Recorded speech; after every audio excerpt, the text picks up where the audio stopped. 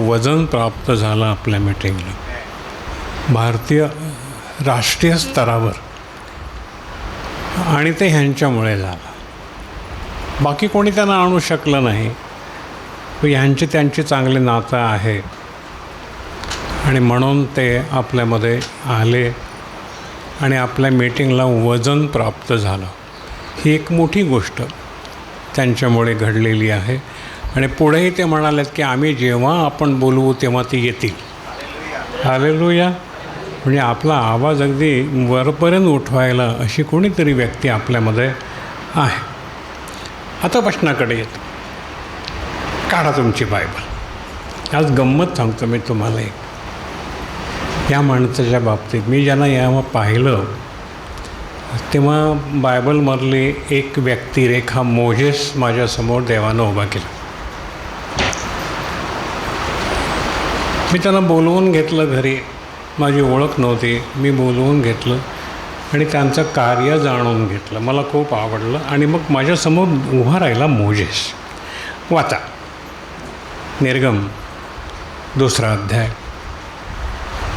विनोद दादा वाच 2 अध्याय 11 पासून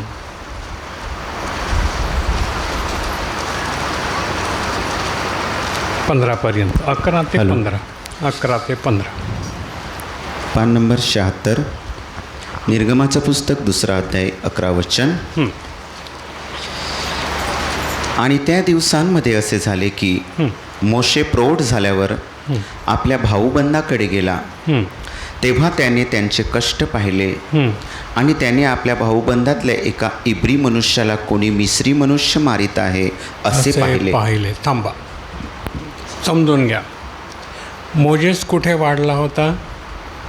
मिस्री लोकांच्या राजवाड्यात. बरोबर आहे. त्या राजाचं अन्न खात होता, राजाचं पाणी पित होता आणि राजासारखा राहत होता. बरोबर आहे. पण त्याचं लक्ष कोणाकडे होतं? हॅलो, कोणाकडे होतं? देवाच्या माझ्या भाऊबांधवांकडे, माझ्या लोकांकडे होतं. त्यांनी त्याचे कष्ट पाहिले. त्या दिवसामध्ये असं झालं की मोशे प्रौढ म्हणजे वयस्कर झाल्यावर आपल्या भाऊबंधांकडे गेला. कोणाकडे गेला? हां, मिसऱ्याकडे गेला नाही. मिसऱ्यातून निघाला आणि आपल्या भाऊबंधांकडे गेला. तेव्हा त्याने त्यांचे कष्ट पाहिले. इथे ही गोष्ट मला दिसली यांच्यामध्ये. जगामध्ये राहून देखील जगातली सुखं वगैरे सगळी जी काय असते ती पाहिली, परंतु हृदय कुठे फाटलं? देवाच्या लोकांसाठी. त्यांचे कष्ट पाहिले, मार खाणारे लोक पाहिले, गुंडगर्दी करणारे लोक पाहिले. त्या लोकांचे कष्ट त्यानं पाहिलं आणि त्याने आपल्या भाऊबंधातल्या एका इब्री मनुष्याला कोणी मिस्री मनुष्य मारित आहे असं पाहिलं. नाही म्हणाला तो, मला काय त्याचं मरू देणं, त्याचं तो बघून घेईल. नाही. मोशेस उभा राहिला. कोणासाठी? मिसऱ्यासाठी, ज्याच्यामध्ये वाढला, लहानाचा मोठा झाला, खाल्लं प्यालं, त्यांच्यासाठी की आपल्या भाऊबंधांसाठी? आपण काय शिकणार आहोत? कोणासाठी उभं राहायचं? ते ह्याने केलं. मग ते मला आवडलं म्हणून मी बोलवून घेतलं घरी. दादा या. बरोबर आहे.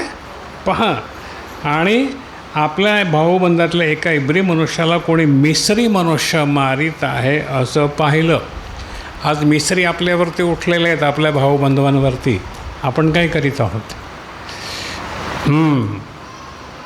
पहा, आणि 12वं वचन. तेव्हा त्याने इकडे तिकडे पाहिलं आणि कोणी नाही असे पाहून त्याने त्या मिसऱ्याला ठार मारलं. मिसऱ्याचा काटाच काढला. बघितलं इकडे तिकडं, कोण मला बघतं का? कोणीच बघत नव्हतं त्याला. मिसऱ्याला ठार मारलं. कोणाला वाचवलं? आपल्या भावाला, देवाच्या माणसाला वाचवलं, ठार मारलं. एक कोणीतरी पाहत होता. कोण पाहत होता? देव पाहत होता. हालेलुया. आणि मित्राला जिवे मारलं आणि त्याला वाळूमध्ये खड्डा खणून लपवलं. गाडलं नाही म्हटलं, लपवलं म्हटलं आहे. हालेलुया, लपवलं. 3रं व 13वं वचन. मग दुसऱ्या दिवशी तो बाहेर गेला तेव्हा पहा 2 इब्री मनुष्य एकमेकांशी मारामारी करीत होत्या. पहिला मिस्री इब्र्याला मारीत होता, आता इब्रीच इब्र्याला मारीत होता. याला मोठा संताप आहे हा, हो की नाही? बरोबर आहे ना? आता काय झालं? मग दुसऱ्या दिवशी तो बाहेर गेला तेव्हा पहा 2 इब्री मनुष्य एकमेकांची मारामारी करीत होते आणि तो त्यांच्यातला अपराध्याला म्हणाला, तू आपल्या शेजाऱ्याला का मारतोस रे? जो अपराधी होता, जो दादागिरी करीत होता, ते त्याला काय म्हणाला? दम दिलं मोशेच नाही. तू आपल्या शेजाऱ्याला का मारतो रे? समजत नाही का तुला? हा काय म्हणाला? 14वं वचन. तेव्हा तो म्हणाला, तुला आम्हावर अधिकारी कोणी नेमलं? यांच्या बाबतीत तेच झालं आहे. सांगतो पुढे काय म्हणाला तो? तुला आम्हावर अधिकारी कोणी नेमलं?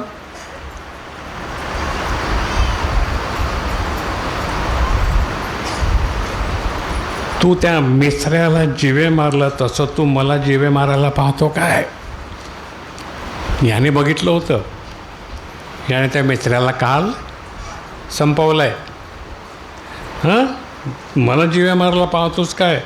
तेव्हा मोशे भिवून म्हणाला, ही गोष्ट खचित कळली आहे. मोशे इथे घाबरला आणि ही गोष्ट फारोनं ऐकली तेव्हा तो मोशेला जिवे मारायला पाहू लागला. पण मोशे फारोच्या पुढून पळाला आणि मिद्यान देशात तिथे जाऊन राहिला, पळाला. आता मला सांगा, या माणसानं मोशेच्या आत्म्यानं प्रेरित होऊन देवाच्या लोकांना एकत्र जमवलं. त्यांच्यावरचा अन्याय त्याच्यानं सहन झाला नाही. देवानं उभं केलं त्याला आणि त्यानं सगळी मंडळी जमवली, सगळ्या लोकांना सांगितलं. पण मुंबईमध्ये जे बसलेत ना आपले लोक, जे पास्टर म्हणतात स्वतःला फार मोठे आहेत, फार मोठे समजतात, हो, या पास्टरांचा मान फार मोठा असतो रे बाबा. हो, ते गेले म्हणजे त्यांना पहिली चांगली मानाची खुर्ची दिली पाहिजे वगैरे वगैरे वगैरे. सगळं जेवण केलं, तुम्ही बोलावलं तर त्यांना स्पेशल पहिलं त्यांचं साहेब साहेब पाया पडलं पाहिजे. असा मोठा त्यांना मान सन्मान लागतो. मोठे लोक आहेत बाबा. हे लोक चिडले, हे मोठे लोक चिडले आणि काय म्हणाले त्या माणसाला? तुला अधिकार कोणी दिला? तू स्वतःला शहाणा समजतो काय? घडलं बिचारा त्यानं, कळलं ना? तुला अधिकार कोणी दिला? तू काय समजतो स्वतःला? तू काय पास्टर आहे का? तू काय अमका आहे का? तू काय तमका आहे का? कोणी निंदान छळ केला? देवाच्याच लोकांनी केलं. स्वतः उभे राहणार नाहीत, पोलीस स्टेशनला धाव मारणार नाहीत, जेवण टाकून उठणार नाहीत, मोठ्या मोठ्या गोष्टी करतील आणि जो करतो त्याला म्हणतील तुला अधिकार कोणी दिला? हे त्यांच्यापर्यंत रेकॉर्डिंग पोचू दे. कोणी दिला? आता मोजेस पळाला. आपण आपल्या दादाला पळू द्यायचं नाही, बरोबर आहे? हो ना? मान्य आहे का तुम्हाला? मोजेस पळाला, पण त्याच्याकडे लक्ष कोणाचं होतं? परीक्षा पाहत होता देव. एवढ्या हजारो त्या इब्री लोकांमधून प्रभूनं मोजेसला का निवडलं? हे त्याचं बीज, जे पेरलं ते उगवेल. हे बीज, आपल्या लोकांविषयीची कळकळ तळमळ, हे बीज प्रभूनं पाहिलं. हे प्रभूला आवडलं. या माणसाविषयी प्रभूनं काय पाहिलं? माझ्या लोकांविषयी तळमळ, कष्ट घेण्याची तयारी, जेवण टाकून उठण्याची तयारी, झोपेचं खोबरं म्हणतात आमच्यामध्ये, तुमच्यात काय म्हणतात माहीत नाही, जागरण, निंदा, छळ हे सगळं करून काल जेव्हा तिथे त्या माणसाला सूरज प्रेमाने नाही का सगळं त्यांच्यावरती तुटून पडले खूप, हा माणूस धावला आपल्या सगळ्या लोकांना घेऊन. पण मीटिंगमध्ये आला होता का तो सूरज प्रेमाने? आला होता? त्याचे लोक आले होते? नाही आले. हे मी त्याला व्हाईट कॉलर म्हणतो, ताठमानेचे लोक. अरे ऐक्य आहे, तो माणूस कसाही का असे ना, अशा वेळेला उभं राहायला पाहिजे की नको? मी उभा राहिलो. आम्ही ताठमानेचे लोक नाही होत. नो, जिथे सत्य तिथे उभे राहा. वाईट त्याचा द्वेष करा, गेट आउट करा, त्याला थांबू नका. पण जे सत्य तिथे उभे राहाल की नाही, बुद्धी आहे की नाही, हो ना. पुढे काय झालं? त्या माणसाचं, त्या इब्री माणसाला मारताना ज्यानं त्या मिसऱ्याला मारलं, त्या माणसाचं, त्या मोशेचं पुढे काय झालं? देव स्वस्थ राहिला. देव त्याला पाहत होता की ह्याच्यामध्ये स्पार्क आहे, हा विजलेला नाही आहे, हा मेलेला नाही आहे. तुला जिवंत असं नाव आहे, परंतु तो मेलेला आहेस असं नाही आहे, त्याच्यामध्ये स्पार्क आहे. प्रभूनं ते जाणलं, प्रभूनं ते ओळखलं आणि त्या झुडपात त्याला दर्शन दिलं. बाकी कोणाला नाही दिलं, मोजेसला दिलं आणि म्हणालं, जा, माझ्या लोकांचा छळ मी पाहिला आहे, तूच तो दूर करायला समर्थ आहेस हे पण मी पाहिलं आहे, जा जा, मी तुला पाठवतो. मोजेस गेला. काय म्हणाला? अरे दुसऱ्या कोणाला पाठव रे, मी तर बोबडा आहे रे, मी अमका आहे रे, मी तमका आहे रे. शेवटी प्रभू रागाला, उठ, जा, चल.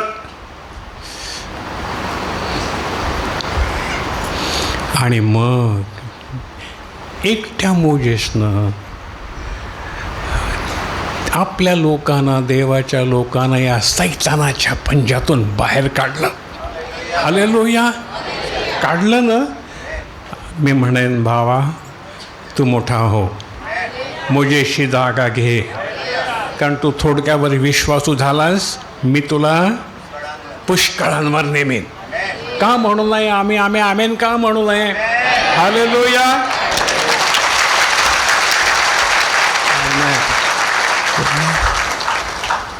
आमेन. आपल्यातलेच यांच्यासारखे असे 50 जण उभे राहिले तर त्यांना किती बळ मिळेल? कोण कोण उभं राहणार आहे? हो, यस. अरे बायकोनं, तुम्ही तर मोठं सैन्य आहात. हां, पहिलं तुम्ही पुढे. तुम्हाला बघितलं ना, पदर खोचला ना असा का पळालेच. पदर खोचायचा असा मस्त वरती.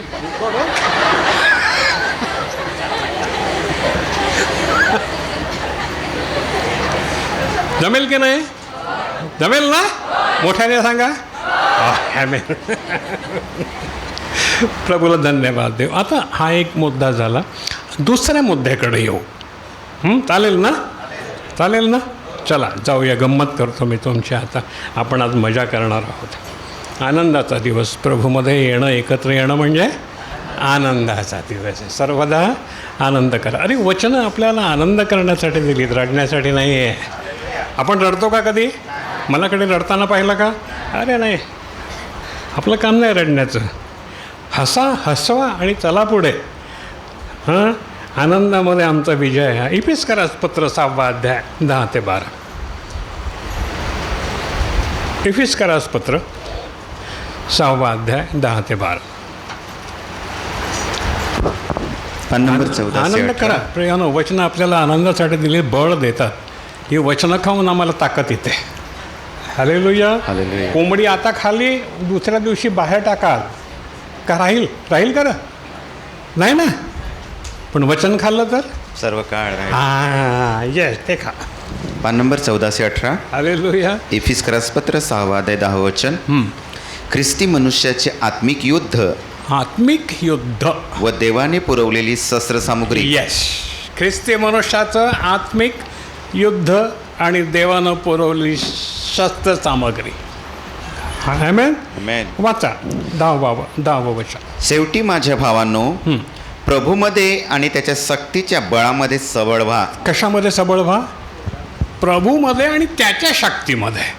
त्याची शक्ती आत्मक शक्ती आहे, मसल पॉवर नाही आहे. पहिलं लक्षात ठेवा, मसल पॉवर नाही, आत्मशक्ती. Amen. मसल पॉवरपेक्षा अतिप्रचंड ती देवाची शक्ती. त्याच्या शक्तीमध्ये, ती शक्ती लेचीपेची शक्ती नाही आहे, पक्क लक्षात घ्या. तर त्या शक्तीमध्ये सबळ व्हा. बरोबर आहे. आपण इथे त्या शक्ती मिळवण्यासाठी येतो, कोंबडी मिळवण्यासाठी नाही येत, ती शक्ती मिळवण्यासाठी येतो. झोप आली का कोणाला? झोप आली? नाही. बिछाना घेऊ नको ना? हालेलुया. सैतानाच्या कपट युक्तीविरुद्ध उभे राहण्यास हां. तुम्ही शक्तिमान व्हावे म्हणून देवाची संपूर्ण शस्त्रसामुग्री अंगावर घ्या. देवाची संपूर्ण शस्त्र सामग्री कुठे घ्या? अंगावर घ्या. हां, त्या शक्तीनं सबळ व्हा. चला पुढे, लक्षात घ्या. कारण आमची झोंबी रक्त व मांस यांच्याशी नव्हे. आमची झोंबी बजरंग दलाशी, RSSशी नाही. व ती सैतानाची प्यादी आहे. सैतान त्यांना चालवतोय, चावी देतोय सैतान. पण आपला दुश्मन कोण आहे? सैतान. रक्तमांस नाही, हे रक्तमांस आहे. आपण रक्तमांसाकडे बघतो, पण खरा कोण आहे? सैतान आहे. कारण त्याला थोडका वेळ आहे, त्याची वेळ आता आली आहे, म्हणून त्याला मोठा राग आला आहे. प्रकटीकरणात आहे ना? हो. आता नाही जात मी तिथे, मग उशीर होईल खूप आपल्याला. शस्त्रसामुग्री घ्या. कोणती शस्त्र आहेत ती? वाचा, नेट घरी जाऊन वाचा. ती सतांशी, अधिकाऱ्यांशी, आमचा लगडा कोणाशी आहे? रगडा झगडा या जगातील अंधाराच्या सत्ताधाऱ्यांशी. अंधारातील सत्ताधारी. हे जे बजरंग दलवाले ते कोण आहेत? अंधाराची सत्ता आहे ती, सैतानाचे लोक आहेत ते. आकाशातल्या दुष्ट आत्म्यांशी आहे. आकाशातली दुष्ट आत्मे. यांना जेव्हा हे सुवार्तेसाठी म्हणजे देवाच्या सेवकासाठी, सेवेसाठी निघाले, ॲक्सिडेंट करून उडवलं कोणी? कोण होता तो? दुष्ट सैतान. दुष्ट सैतान. तुम्हाला अडवा कोण येतो? तुम्ही देवाच्या सेवेला निघा पूर्ण मनानं, बघा अडवतो की नाही. तंगडं मोडी काय करा? लढत बसाल? प्रभू, अरे तुझ्या सेवेला निघालो आणि तंगडत मोडलं. प्रभू दुसरं तंगडा दे. आमेन. आमेन. अरे आमेन का नाही म्हणत तुम्ही? आमेन. याकरिता तुम्ही वाईट दिवशी विरोधाला आडवे यायला. वाईट दिवशी. कोणत्या दिवशी? आज कोणता दिवस आहे? चांगला का वाईट? चांगला. पण वाईट दिवस आहे की नाही त्याच्याबरोबर? हो. हां, त्यासाठी आपल्याला तयारी करायची आहे. वाईट दिवशी विरोधाला आडवं यायला आणि सर्व केल्यावर टिकू राहायला. टिकून राहिला. शेवटपर्यंत टिकेल तो तारला जाईल. टिकून राहिला. शक्तिमान व्हावं. शक्तिमान व्हावं. कशामध्ये? कोंबडी खाऊन? नाही. एक्सरसाइज करून, व्यायाम करून, उठाबशा काढून? अरे no no no no no, काय कामाचं नाही. आत्मिक बळानं, Amen. देवाच्या सामर्थ्यानं, देवाच्या पायाशी बसून, त्याचं ज्ञान घेऊन, वचन वाचून शक्ती प्रचंड वाढते, फार वाढते. तोंडावरचं तेज दिसतं. लिपस्टिक लावायची गरज लागते का? नाही. पावडर लावावी लागते का आपल्याला? नाही. तेज आतून येतं, ते तोंडावर दिसतं. आमच्या मुली एकदम सुंदर आहेत. बघा, विचारा दादानं, बघा आमच्या मुली कशा आहेत. हे आत्मिक तेज आहे. हे आत्मिक तेज आहे. मोबाईल तुमचं तेज काढून टाकेल, पण देवाची भक्ती आणि प्रार्थना आणि बायबल वाचून तुमचं तेज वाढवेल. हालेलुया. समजी? हां, हालेलुया. पहा पुढे, वाच पुढे. तर खरेपणाने आपली कंबर बांधून. खरेपणानं आपली खरं सत्य, अपसत्य नाही. खरेपणानं आपली कंबर बांधून आणि न्यायीपणाचं उरस्त्राण धारण करून उभं राहा. न्यायीपणाचं उरस्त्राण म्हणजे काय रे बाळानं, दादानं? छातीचं चिलखत. उर म्हणजे छाती, स्त्राण म्हणजे कवच. छाती झाकणारं कवच म्हणजे त्या दुष्टाचे बाण तुमच्या आरपार जाणार नाही. नाहीत. मोबाईल बाण मारतो ना, मोबाईलमधून सैतान बाण मारतो की नाही? हो. कुठे जातात? छातीत. हां, मग देवाच्या वचनाचं कवच घ्या. मारू दे सैतान त्या मोबाईलमधून किती पण बाण. फार बेसदिसर मारला बाण सैतानानं, हा वितळलाय किंवा ती वितळले. देवाचा माणूस नो, त्यानं विजय मिळवलेला आहे. Hallelujah, hallelujah. हालेलुया. वाच पुढे. आणि शांतीच्या शुभवर्तमानाची तयारी पायात घालून. शांतीच्या शुभवर्तमानाची तयारी. शुभ वर्तमान, चांगली वार्ता. प्रभू तुझी पाप क्षमा करायला आलेला आहे, तुला शांती द्यायला आलेला आहे. ही शुभ वार्ता. तुला नरकातून बाहेर काढायला आलेला आहे, तुला पापातून सोडवायला आलेला आहे. ही शुभ वार्ता. तू विश्वास ठेव म्हणजे तुझं आणि तुझ्या घराण्याचं तारण होईल. ही शुभ वार्ता. शुभ म्हणजे चांगली वार्ता. तू मेला तरी जगशील. ही शुभ वार्ता. तुझं वाईट होणार नाही. ही शुभ वार्ता. ही शुभ वार्त्याचे जोडे म्हणजे बुटं किंवा चपला किंवा जे काही सँडल तुम्ही काय म्हणाल ते, कोल्हापुरी काय म्हणाल ते, पायात घालून. हालेलुया. आणि या सर्वांवर ज्या विश्वासरूपी ढालीने त्या दुष्टाचे सर्व जडते बाण तुम्हाला विझवता येतील, आमेन. ती धरून उभे राहा. हां, ती धरून काय करा? दुष्टाचे बाण तुम्हाला विझवता येतील. हल्ली बाण मारायला सुरुवात केली ना सैतानानं फार जोरात, ते तुम्हाला विझवता येतील. ते धरून काय करा?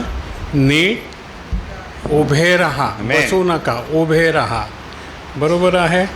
युद्ध करणारा जो सैनिक असतो तो बसून युद्ध करतो का उभा राहून युद्ध करतो? हां, नाही तर बसून युद्ध करायला जाल, नाही का पाटावर बसून नाही करता येणार. हालेलुया. समजतं ना बाळांनो? युद्ध करायला काय करावं लागतं? हां, उभं राहावं लागतं तलवार घेऊन. आम्ही जिंकू, आम्ही जिंकू. इथे मोजेस उभा केलेला आहे बघा, आहे ना? तसे तुमच्यातून किती लोकांनी हात वर केले, मला असं व्हायचं आहे म्हणून केले ना? अरे हो की नाही? हां, विसरायचं नाही. मी हात वर केलेला आहे, खाली करणार नाही. झोपू नका, जांभया यायला लागल्या. हालेलुया. आणि तारणाचा शिरटोप घ्या. तारणाचा शिरटोप घ्या. हो की नाही? माझा मुकुट कुठला आहे? तारणाचा. तिथे बसले होते माहिती आहे का? आपण कॅम्पला नाही, कुठे गेलो होतो? आंदोलनाला गेलो होतो. ते बसले होते का माहिती आहे का मुकुट घालून? कोणता मुकुट होता तो?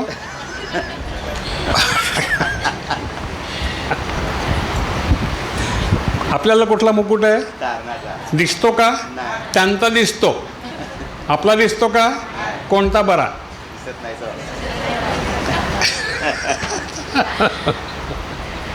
हालेलुया. हां, तो दिलेला आहे प्रभूनं आपल्याला. तो सैतानाला दिसतो, त्यांचा माणसांना दिसतो. त्यांनी माणसांना दाखवायला घातलं आहे, आम्ही सैतानाला दाखवायला घातलं आहे. माझ्या डोक्यावरती माझा प्रभूचा मुकुट आहे, तुझं काहीच चालणार नाही माझ्या. सैताना चालता हो. Hallelujah, hallelujah. ठीक आहे, चला आपण दुसरीकडे जाऊ. आणि आत्म्याची तलवार घ्या. आत्म्याची तलवार घ्या. सैतान त्याने धरतो. ती देवाचं वचन आहे. देवाचं वचन आहे. आत्म्याची तलवारीनं काय होतं? सैतान हरतो. हालेलुया. मोबाईलमध्ये लक्ष लागतं तेव्हा कोण जिंकतो? सैतान जिंकतो आणि आत्मा हरतो. बरोबर आहे. पण जेव्हा आमचं लक्ष आत्म्यात आणि वचनाकडे असतं, देवाच्या वचनाकडे, पवित्र शास्त्रामध्ये असतं, तेव्हा कोण जिंकतो? आत्मा. हरतो कोण? मुलींनो, समजलं ना? मुलांना तुम्हाला पण रे बाबांनो, नाही तर तुम्ही म्हणाल मुलींना सांगितलं, आम्हाला नाही सांगितलं.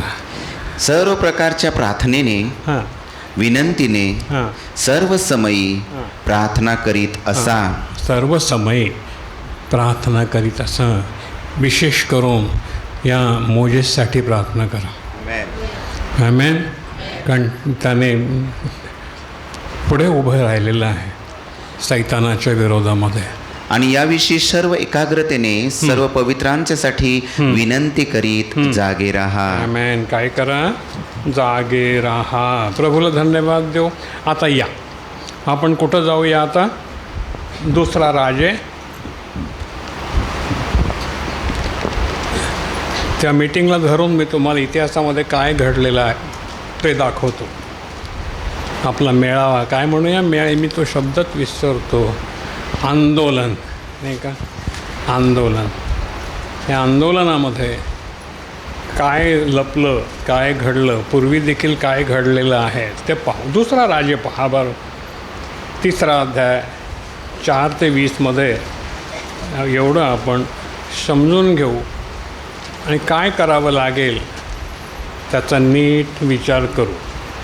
दुसरा राजे 2 किंग चॅप्टर 3.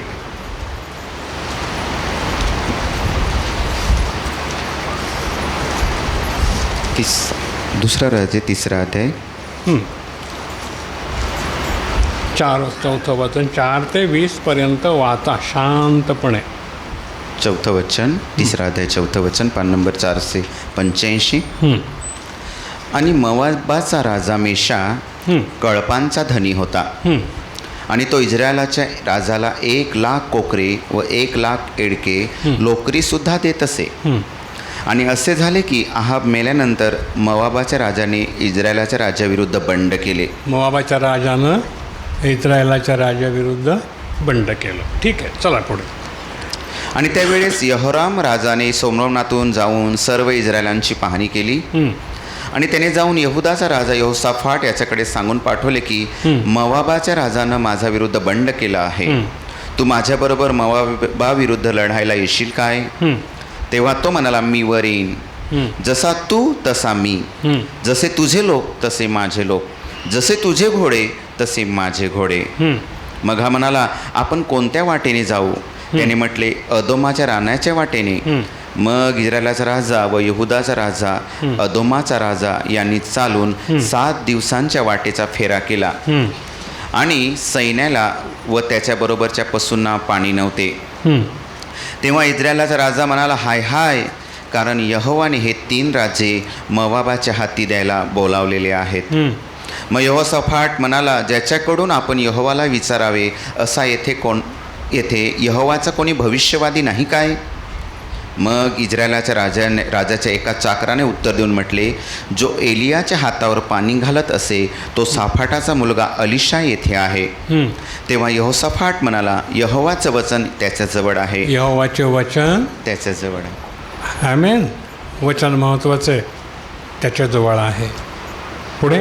मग इस्रायलाचा राजा व यहोसाफाट व अदोमाचा राजा हे खाली त्याच्याकडे गेले. तेव्हा अलिशा इस्रायलाच्या राजाला म्हणाला, तुझे माझे काय आहे? तू आपल्या बापाच्या भविष्यवाद्याकडे आणि आपल्या आईच्या भविष्यवाद्यांकडे जा. तुझं माझं काय आहे? माझं तुझा काही संबंध नाही आहे. तुझ्या आईचे भविष्यवादी आहेत तिथे, बालाचे लोक, मूर्तीपूजक नाही का, त्यांच्याकडे जा. माझं तुझं काय काम आहे? पण हा आता अडला आहे ना. काय म्हणतो बघा. आणि इस्रायलाच्या राजाने त्याला म्हटले, असे नको, कारण यहोवाने हे 3 राजे मोवाबाच्या हाती द्यायला बोलावलेले आहेत. मग अलिशाने म्हटले, ज्याच्या पुढे मी उभा राहतो तो सैन्यांच्या यहोवा जिवंत आहे. आम्ही कोणापुढे उभे राहतो? कोणापुढे? प्रभू येशू, सैन्याचा यहोवा येशूआ. आमेन. तो जिवंत आहे. आमेन. आमेन. आमेन. हालेलुया. घाबरू नका, चला पुढे. जर यहुदाचा राजा यहोसाफाट याचा मान मी करीत नसतो तर मी तुझ्याकडे दृष्टी लावली नसती, तुला पाहिलेही नसते. तरी आता माझ्याकडे एक वाजंत्री आणा. आणि असे झाले की वाजंत्री वाद्य वाजू लागला, तेव्हा यहोवाचा हात त्याच्यावर आला. आणि तो बोलला, यहोवा असे म्हणतो, या खोऱ्यात जागोजाग खळगे कर. काय म्हणतो? या खोऱ्यात जागोजाग खळगे कर. कारण यहोवा असे म्हणतो, वारा तुम्ही पाहणार नाही, पाऊसही तुम्ही पाहणार नाही, तथापि ते खोरे पाण्याने भरून जाईल आणि तुम्ही प्याल. आमेन. आमेन. हालेलुया. तुम्ही व तुमची पाठाळे व तुमचे गुरेही पाणी पितील. तर हे तर यहोवाच्या दृष्टीने हलकंच आहे. तो तुमच्या हाती मवाबीही देणार आहे आणि तुम्ही बंदोबस्तीची सर्व नगरे व सर्व निवडक नगरे मारा व सर्व चांगली झाडे तोडा, पाण्याच्या सर्व विहिरी बुजवून टाका व दगडाने सर्व चांगल्या शेताची नासाडी करा. नंतर 20 वचन, शेवटचं वचन. नंतर सकाळी अर्पण अर्पायच्या वेळेस असे झाले की पहा, अदोमाच्या वाटेने पाणी आले आणि देश पाण्याने भरला. आमेन. सकाळी काय झालं? अदोमाच्या वाटेनं पाणी आलं. शत्रू राष्ट्राकडून पाणी आलंय. अदोम लढायला निघालाय ना या 3 राजाविरुद्ध, पण पाणी कुठून आलं? शत्रूकडूनच पाणी मिळालं ह्या लोकांना. भिवू नका. आता मी स्पष्टीकरण देतो तुम्हाला. पहा, आता पण असंच आहे. अंधेरी सत्ताच्या विरुद्ध या बजरंग दल ही अंधारी सत्ता आहे, त्याच्या विरुद्ध लढण्यासाठी 3 राजे एकत्र झालेत. तिथे किती झाले होते? 3. इथे किती झाले होते? प्रत्येक पास्टर एक राजा समजू आपण. जे वरती मंचावर बसले होते ते खरे राजे होते. मुकुट होते ना मोठे मोठे, हो की नाही? हे राजे मुकुटधारी लढायला निघाले होते. कोणाच्या विरुद्ध? सैतानाच्या विरुद्ध, मोआबाच्या विरुद्ध. हालेलुया, निघाले होते. आणि कोणी विचारलं, अरे कुठून जायचं? बसलेत राजे खूप, पण कुठून जायचं तेच माहिती नाही आहे. लक्षात घ्या, ज्या लक्षात येईल तिथे जे घडलं ते आता इथे घडलेलं आहे. कुठून जायचं? मार्ग कोणाला माहीत नाही आहे. कोणी म्हणतं असं करू, कोणी म्हणतं तसं करू, कोणी म्हणतं असं कशाला केलं, कोणी म्हणतं मला बोलायला नाही दिलं, कोणी म्हणतं मला खाली बसवलं.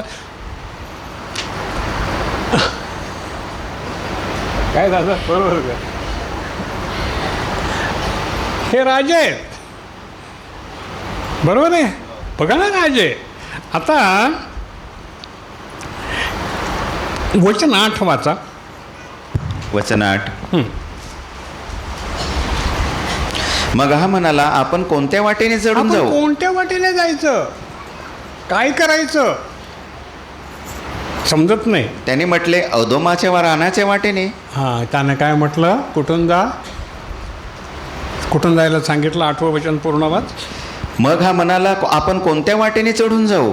त्याने म्हटले, अदोमाच्या रानाच्या वाटेने. अदोमाच्या रानाच्या वाटेनं आपण चढून जाऊ. रानवाट काटेकोटच्याची आहे नाही का? रानवाट कशी असते? काट्याची, कुडक्याची. प्रभू म्हणतो माझा मार्ग काट्याकुट्याचा आहे, साधा नाही आहे. मार आहे, निंदा आहे, छळ आहे, जेवण टाकून उठून पळावं लागतं. रे बाबा झोप नाही, काट्याचा मार्ग आहे. हालेलुया. कुठून जाऊ? एकच मार्ग आहे. मार्ग, सत्य आणि जीवन. ते म्हणाले आम्ही कुठून जायचं? आम्ही म्हणालो आम्ही मार्ग, सत्य आणि जीवन या वाटेनं जाऊ. आमेन. दुसरी वाट कुठली आहे मला सांगा तुम्ही, नाही का? हालेलुया. शांतीचा रंग परंतु काट्याकुट्याचा मार्ग.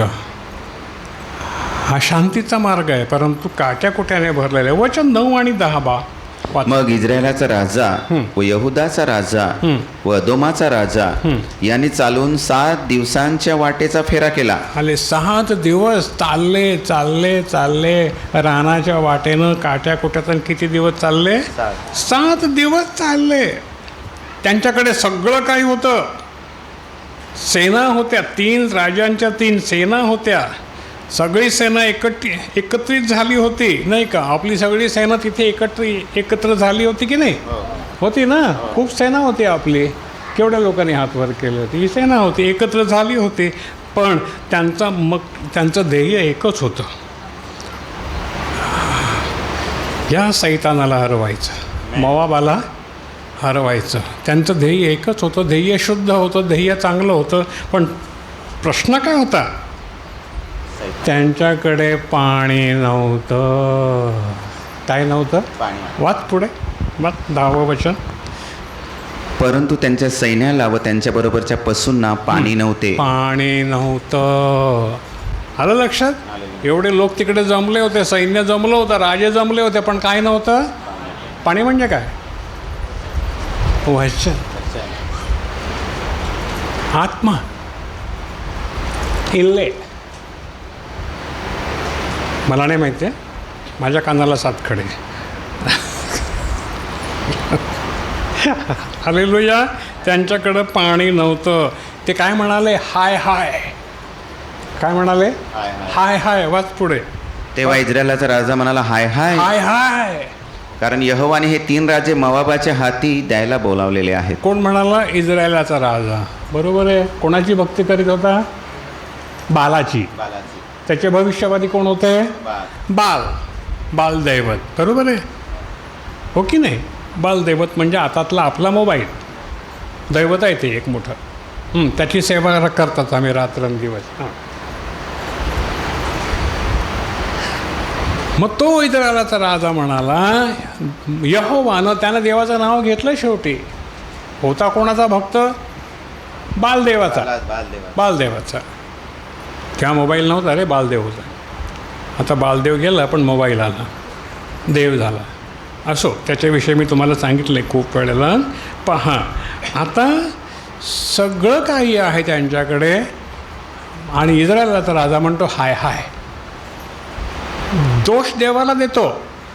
काय म्हणतो?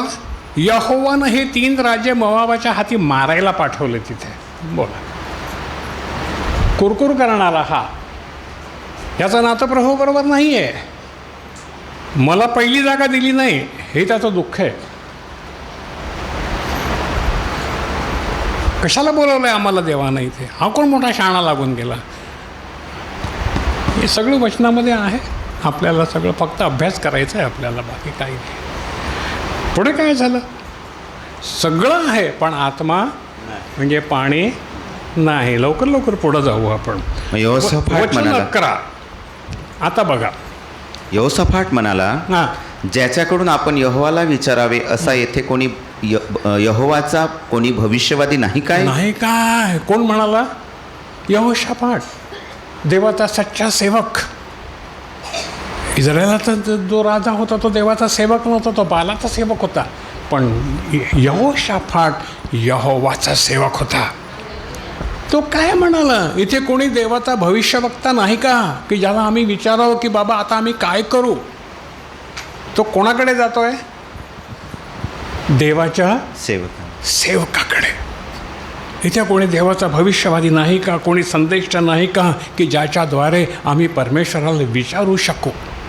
मग पुढे काय झालं? मग इस्रायलाच्या राजाच्या एका चाकरानं उत्तर देऊन म्हटलं, जो एलियाच्या हातावर पाणी घालीत असे तो साफाटाचा मुलगा अलिशा येथे आहे. कोण होता? अलिशा होता. पण लोकांचे कोणाकोणाचे डोळे आंधळे होते? हे जे बालाचे देव, जे भक्त राजा होता ना, त्यांचे, ह्या लोकांचे डोळे आंधळे होते. संकटाच्या वेळेला सल्ला मसलतीची गरज असते. संकट येतात ना, सल्ला आणि मसलत ही ज्याच्याकडे आहे त्याचा निभाव होतो. नबी आणि संदेष्टे जे आहेत, भविष्यवक्ते जे आहेत, ते अशासाठी देवानं नेमलेले आहेत की लोक त्यांच्याद्वारे प्रभूला विचारतील, कारण त्यांचं कनेक्शन असतं देवाबरोबर. तुम्ही का माझ्यावरती एवढं प्रेम करता? तुम्हाला माहिती आहे की आमच्या पाळक लोकांचं कनेक्शन प्रभूबरोबर आहे. अरे आहे की नाही? बरोबर ना? तुम्हाला काही प्रश्न पडतात, काय होतात, त्यामुळे तुम्ही कोणाकडे येता? इकडं दुखतं, तिकडे दुखतं, हजार प्रश्न असतात.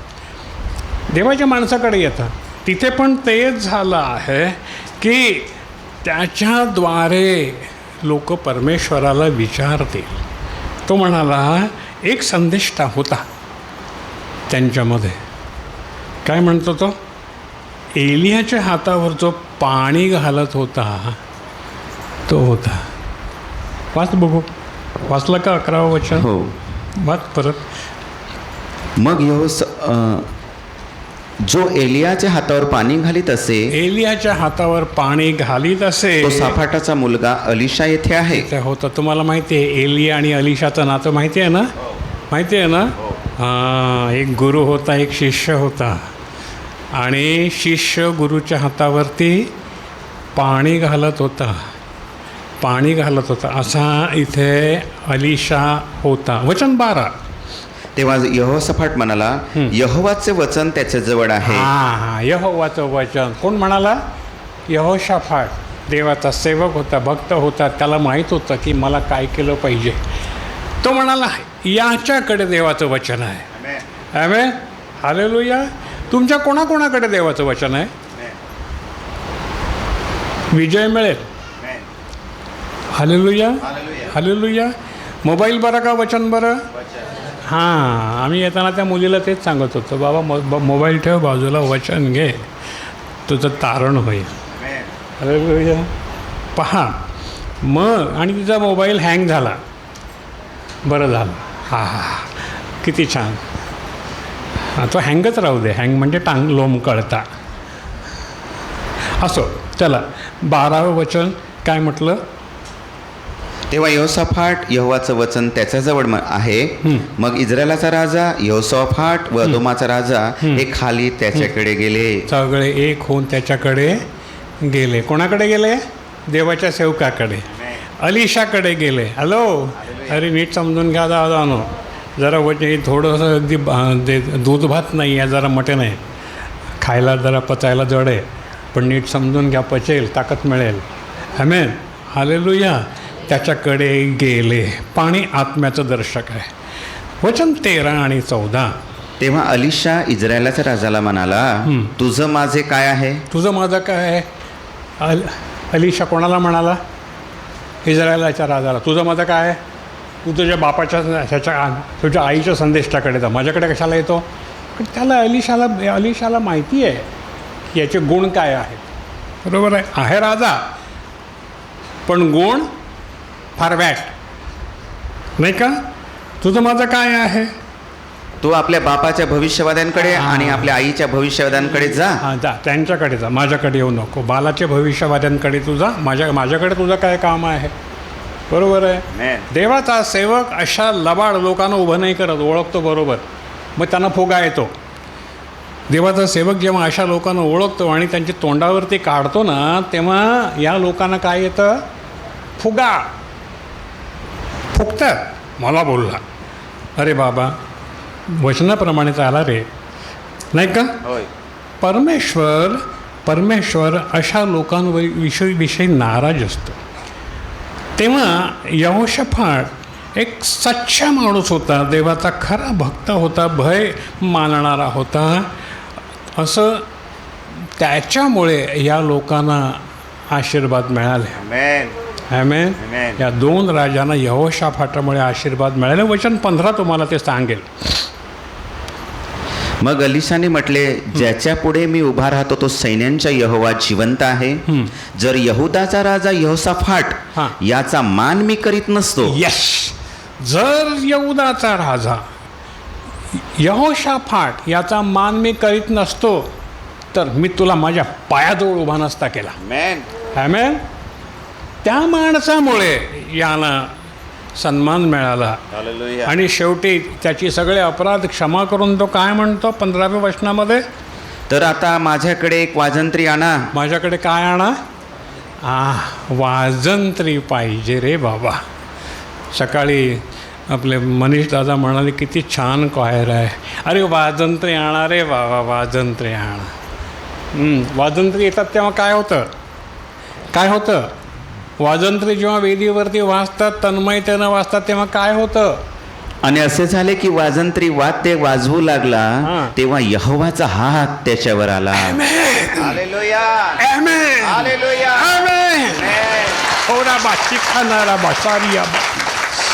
वाजंत्री वाद्य वाजवू लागला, यहोवाचा आत्मा, यहोवाचा हात त्याच्यावरती आला.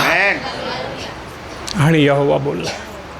त्यांचे अपराध यहोशाफाटामुळे क्षमा करून तो त्यांच्याशी बोलला. काय म्हणाला? पहा, यहोवा म्हणतो, यहोवा असे म्हणतो, वारा तुम्ही पाहणार नाही, वारा पाहणार नाही, पाऊसही तुम्ही पाहणार नाही, पाऊस पाहणार नाही, तथापि ते खोरे पाण्याने भरून जाईल. परंतु खोर पाण्याने भरून जाईल.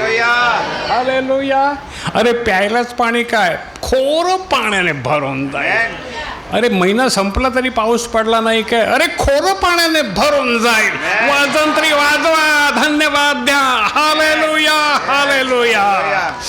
आणि तुम्ही प्याल आणि तुम्ही प्याल. तुमची पाठाळे व तुमचे गुरेही पाणी पितील. हालेलुया. हे तर यहोवाच्या दृष्टीने हलका आहे. हलका आहे. Amen. आमेन. Amen. आमेन. Amen. आशीर्वादाची ओतणी होईल. तुम्ही भविष्यवाद्याला बोलवा, वाजंत्री आणा, स्तवन करा. Amen. यहोवाचा आत्मा उतरून येईल, खोरं पाण्याने भरून जाईल. 3 दिवसात पाऊस पडेल की नाही बघा. Amen. हालेलुया. वाजंत्री वाजवा, धन्यवाद द्या, स्तवन करा. स्तवनामध्ये उतरून येणारा तो परमेश्वर उतरून येईल. येताना पाऊस घेऊन येईल. तुम्ही वारा पाहणार नाही, ढग पाहणार नाही, खोरं पाण्यानं भरून जाईल. माझा यहोवा जिवंत आहे. Yes. हालेलुया. Amen. हालेलुया. पहा पुढे एक गोष्ट त्याला कोंबडी नको, बकरी नको, हार नको, नारळ नको, फुलं नको. काय आणा? वाजंत्री आणा. हो, हालेलुया. काय आणा? नारळ मागितले नाही, कोंबडी मागितली नाही, बकऱ्या मागितलं नाही, काय मागितलं? वाजंत्री आणा. हालेलुया. आपल्यामध्ये छान वाजंत्री वाजवणारे प्रभूनं उभे केलेले आहेत. ते जेव्हा वाजवतील आणि आत्म्यानं भक्ती करतील, तुमच्या इच्छा पूर्ण होतील. आमेन. हालेलुया. तुमच्या इच्छा पूर्ण होतील, कारण यहोवाचा हात तुमच्यावरती उतरून येईल. घेतला ना अनुभव प्रियानो? हालेलुया. आपण घाबरणार नाही आहोत. यहोवाचा हात आमच्यावरती आहे. पहा, आणि यहोवाची शक्ती उतरली. बंदुकेनं नाही, बॉम्बनं नाही, तलवारनं नाही, भाल्यानं नाही, यहोवाच्या आत्म्याने काम झालेलं आहे. Hallelujah. हालेलुया. Hallelujah. हालेलुया. पहा, आमच्याकडे वाजवणारे आहेत. यहोवाची आराधना आहे, यहोवाची सामर्थ्य आहे. आता एक वचन, अत्यंत महत्त्वपूर्ण वचन मी तुम्हाला सांगतो. वचन 16 आणि 17 नीट लक्षात घ्या. थांबवू आपण. वचन 16 आणि 17. आणि तो बोलला, यहोवा असे म्हणतो, या खोऱ्यात जागोजाग खळगे कर. काय कर? काय कर? खळगे. खड्डे. काय कर? खड्डे. खड्डे. टेबलावर बसून खड्डे खणता येतात का? नाही. खुर्चीत बसून खणता येतात का? नाही. पाटावर बसून खणता येतात का? नाही. काय करावं लागतं? गुडघे टेकायला. अरे गुडघ्यावर जायला लागतं खड्डे टेकायला, खड्डे खणायला प्रियानो. हालेलुया. कुठे जायला लागतं? गुडघ्यावर. हां, खळगे खण प्रभू म्हणतो. खळगे खण. मग काय होईल? गुडघ्यावर जाऊन खड्डे खणाल तेव्हा काय होईल? वाच पुढे. कारण यहोवा असे म्हणतो, वारा तुम्ही पाहणार नाही, वारा पाहणार नाही, पाऊसही तुम्ही पाहणार नाही, पाऊस पाहणार नाही, तथापि ते खोरं पाण्याने भरून जाईल. आमेन. तुम्ही खणलेल्या खड्ड्यामुळे ते खोरं पाण्याने भरून जाईल. प्रभूनं म्हटलं नाही खड्डे भरतील, प्रभूनं म्हटलं खोरं भरेल. खड्डे एवढे एवढे, पण त्यात एवढ्या खड्ड्यामुळे खोरं भरलं रे बाबा पाण्याने. हालेलुया. आता काय करावं लागेल? हे राजे तिकडे जमले होते, यांना काय करावं लागेल? हो, टोपीवाले राजे, यांना काय करावं लागेल? राजांना मुकुट असतो ना? होते की नाही? राजे बसलेले होते ना? हो की नाही? देवाचे खरे सेवक मात्र खाली बसतात. त्यांना टोप्या नको आणि खुर्च्या पण नको. खड्डे खणतात. हालेलुया. आणि फुकटवारीच्या राजानेही मिळतं. खड्डे खणतात हे. हां, हो की नाही? त्यांच्याबरोबर असलेले खड्डे खणतात, कष्ट करतात, प्रार्थना करतात, गुडघ्यावर जातात आणि टोपीवाल्यानं फुकटमध्ये संरक्षण प्राप्त होतं. हालेलुया. काय करायला लागेल बाळांनो? खड्डे खणायला लागतील. खुर्चीत बसून नाही, टेबलावर बसून नाही, गुडघ्यावर जाऊन खड्डे खणावे लागतील. हालेलुया. वचन 18. हे तर यहोवाच्या दृष्टीनं हलकंच आहे. हे खोरं पाण्याने भरलं, परंतु ते तर यहोवाच्या दृष्टीनं हलकं आहे. मोठी गोष्ट मागा, बजरंग दल मागा, प्रभूच्या पायाशी गुडघे टेकून उपडं पडलेलं मला पाहायचंय. Hallelujah, hallelujah. येस, यहोवाच्या दृष्टीनं ही हलकी गोष्ट आहे रे. तो तुमच्या हाती मवाबीही देणार आहे. हा, बजरंग दलवाले तुमच्या हाती देणार आहे, देणार आहे. Hallelujah, hallelujah. मोठ्यानं ओरडून सांगा आमेन, आमेन. Hallelujah, hallelujah. आमेन, आमेन. काय करावं लागेल, काय करावं लागेल? हालेलुया. खड्डे खणावे लागतील. या, जाऊया आपण खड्डे खणायला. गुडघ्यावर जाऊ, प्रार्थना करू, मागू प्रभूला, प्रभू आमेन. या सैतानी राज्यातून आम्हाला सोडव हालेलुया. आणि आमचे